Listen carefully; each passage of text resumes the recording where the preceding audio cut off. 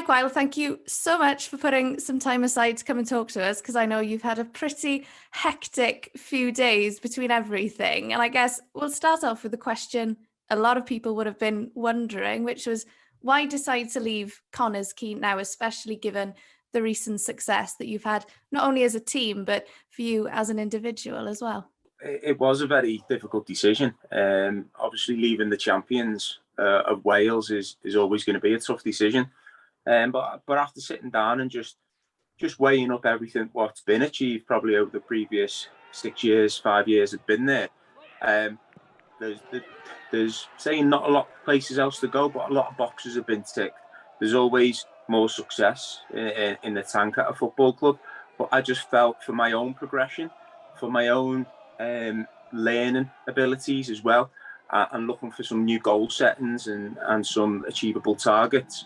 And I thought this was going to be the perfect opportunity, and almost being able to do it in the manner that we've done it last year as well, with back-to-back championships and personally a very successful season. It just seemed the right time to do it.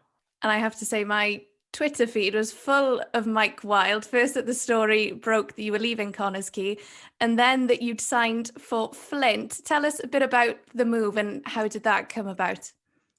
Well, I've known Gibbo and worked with Gibbo for a couple of seasons now with our Tranmere Rovers days and with the academy.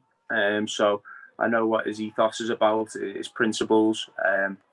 I'm very good friends with him. After the understanding of what the vision of the football club wants to be and where it wants to be with their 3 to 5 year plan, it kind of gave me a lot of food for thought, and that's when I probably decided, and it starts to click home, that I want to be a part of this project.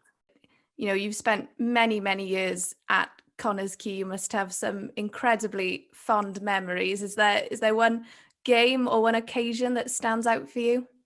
I think the most one that stands out at the moment, because it's so fresh, so new, is obviously when we've gone to Parkwell, TNS, and we've beaten them quite convincingly, in something that we always were aiming to do over the years that we've been with Connah's Quay, and to do it in such a way to elevate us to probably the championship title. That was probably the most one that stands out, but there's that many. We've got the Kilmarnock game, which I felt like really put Connah's Quay on the map from a European point of view as well, made it stand out. Scoring goals in the finals and the Welsh Cup. There is an array of achievements and successes at the forefront of my mind, I think. But just going back to the most recent one, the most one that gave a lot of satisfaction, I'm really cemented our championship back-to-back titles was last season at Parkwell. And on a personal level for yourself, it's a completely new challenge for you. What are you hoping to get out of the season? Again, as I said, probably learning curve for me. It's going to be different. So your goal settings are a little bit different. However, that competitive element will always be there. I've still got very high standards on the pitch as well. So the goals probably won't be similar to what it was when I was at TNS, when I was at Connah's Quay.